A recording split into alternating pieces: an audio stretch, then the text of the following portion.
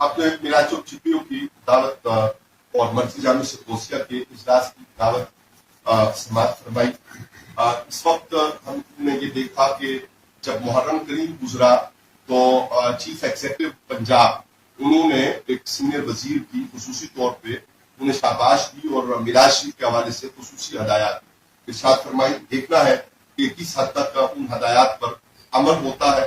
हमें दो तरह के हालात में जश्न आज़ादी बनाना है और जश्न मिलादुन नबी सल्लल्लाहु अलैहि वसल्लम मनाना है। एक हालत है पाकिस्तान की तक़वियत की और पाकिस्तान जिंदाबाद और वाजिब पाकिस्तान पाइंदाबाद, जिसके लिए इंशाल्लाह जश्न आज़ादी के लिए भरपूर तैयारियां होंगी और सब लोग उसमें शरीक होंगे। और जश्न मिलादुन नबी सल्लल्लाहु अलैहि वसल्लम बुनियादी तकरीब है।